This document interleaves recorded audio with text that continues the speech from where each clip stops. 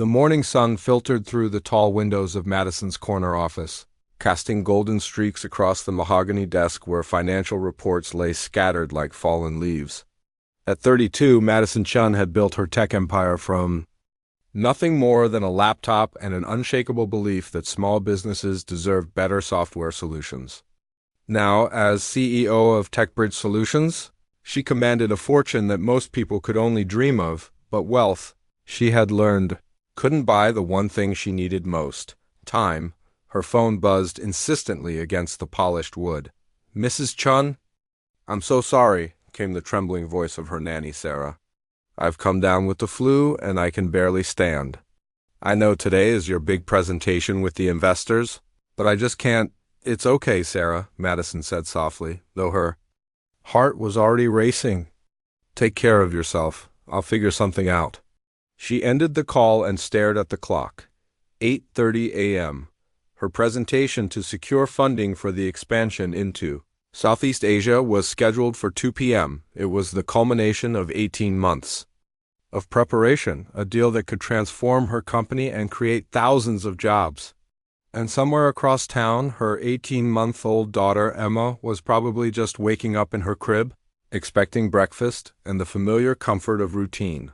Madison's fingers flew across her phone screen, calling every backup sitter on her list. Each call ended the same way: unavailable, sick, or already booked. The weight of single motherhood pressed down on her shoulders like a heavy coat she couldn't remove. 20 minutes later, Madison found herself pushing Emma's stroller through the entrance of Central Community Park, her laptop bag slung over one shoulder and a diaper bag over the other. She had called her assistant to push the presentation to 4 p.m., buying herself precious hours to solve this puzzle. "Maybe we can find a quiet spot where Mommy can work while you play," she murmured to Emma, who babbled happily and pointed at the pigeons strutting across the pathway. The park was alive with the gentle chaos of a Tuesday morning. Joggers traced the winding paths, elderly couples fed ducks by the pond, and in the distance, the playground echoed with children's laughter. Madison found a bench beneath an oak tree whose branches created a natural canopy. Offering both shade and a sense of privacy, she settled Emma in her portable high chair and pulled out her laptop, but within minutes, the baby began to fuss. Emma's breakfast of mashed banana had ended up more on her clothes than in her mouth, and now she was reaching for Madison's keyboard with sticky fingers. "No, sweetheart," Madison said gently, moving the laptop away. "Mommy needs to work." But Emma had other plans. Her fussing escalated to full tears, the kind that made other park visitors turn and stare. Madison felt heat rise in her cheeks as she tried to bounce Emma while simultaneously reviewing her presentation slides. "Hey there," came a warm voice from nearby. "Rough morning?" Madison looked up to see a man approaching, probably in his mid-30s, with kind brown eyes and hands dusted with what looked like flour. He wore a simple navy t-shirt and jeans, and something about his unhurried manner immediately put her at ease. "You could say that," Madison replied, still bouncing Emma, who continued to wail. "My nanny got sick, and I have this important work thing, and Emma's just not having it today." "I'm Jake," he said, crouching down to Emma's eye level. "And who's this beautiful little one?" "Emma," Madison said. "I'm Madison. And I'm sorry about the noise." "We're usually not the people disrupting everyone's peaceful morning," Jake chuckled. "Are you kidding? This is the best sound in the world. Mind if I try something?" Madison hesitated for just a moment, but something about Jake's demeanor, patient, genuine, completely unrushed, made her nod. Jake began making silly faces at Emma, scrunching his nose and opening his eyes wide in exaggerated surprise. Within seconds, Emma's tears turned to giggles. Then Jake started singing a soft, made-up song about a little girl who loved to explore the park, and Emma became completely captivated. "You're a natural," Madison said, amazed at how quickly Emma had calmed down. "3 kids will teach you a few tricks," Jake replied with a grin. "My oldest, Lily, is 7, and the twins, Sam and Sophie, are 5. They're at school right now, but mornings like this remind me of when they were Emma's age." Madison felt Her phone buzzed with a text from her assistant reminding her about the presentation. She glanced at her laptop screen, then back at Emma, who was now reaching for Jake's face with chubby hands. I don't suppose ... dub quotes Madison began, then stopped herself. Never mind. I couldn't ask a stranger to watch my daughter. Actually, Jake said thoughtfully, I was about to suggest something. I run the little cafe by the playground, Jake's Corner, and Tuesday mornings are pretty quiet. If you need somewhere to work, you're welcome to set up there. Emma could play in the kiddie area we have set up, and I could keep an eye on her while you do whatever important work thing you need to do. Madison blinked. You'd do that? You don't even know me. I know you're a mom trying to balance everything. Just like I'm a dad trying to do the same thing, Jake said simply. Besides, Emma here has already stolen my heart. He tickled the baby's chin, earning another giggle. 30 minutes later, Madison found herself in the coziest cafe she'd ever seen. Jake's Corner was painted in warm yellows and soft greens, with mismatched furniture that somehow worked perfectly together. Children's books lined low shelves, and a small play area in one corner was filled with toys and soft mats Jake had set Emma up with a selection of age-appropriate toys and was currently feeding her small pieces of banana bread, which she accepted with much more enthusiasm than she'd shown for breakfast.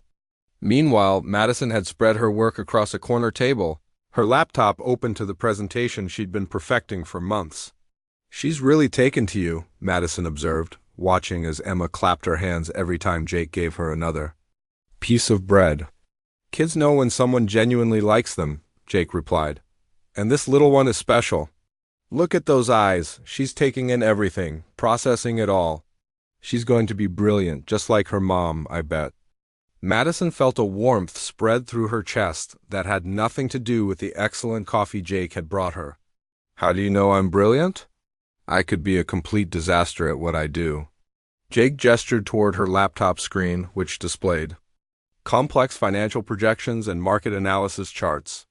Either you're brilliant or you're very good at pretending to understand things that make my head spin. Over the next 2 hours, something magical happened. Madison found herself working more efficiently than she had in weeks, while Emma played contentedly under Jake's watchful eye.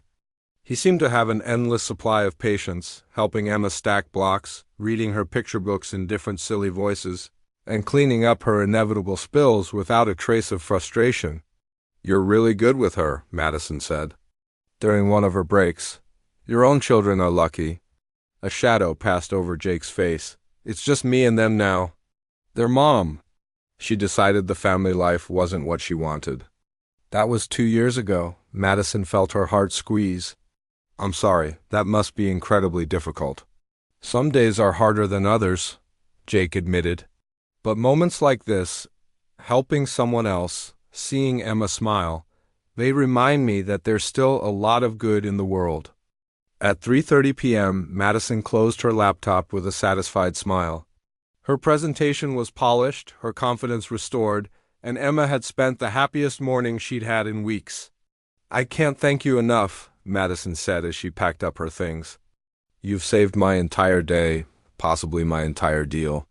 It was my pleasure, Jake said, lifting Emma one final time and earning a delighted squeal. Good luck with your presentation. Something tells me you're going to knock their socks off. As Madison secured Emma in her stroller, she found herself reluctant to leave.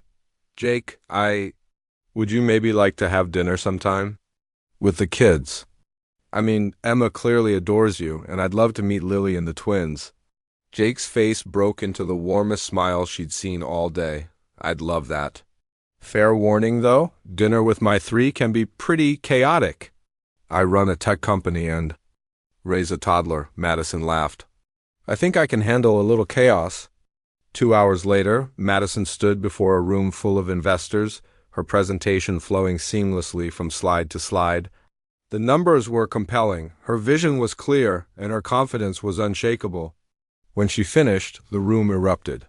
In questions, not the skeptical kind, but the excited kind that meant they were already imagining the possibilities. That evening, as she tucked Emma into her crib, Madison reflected on the day's unexpected turns.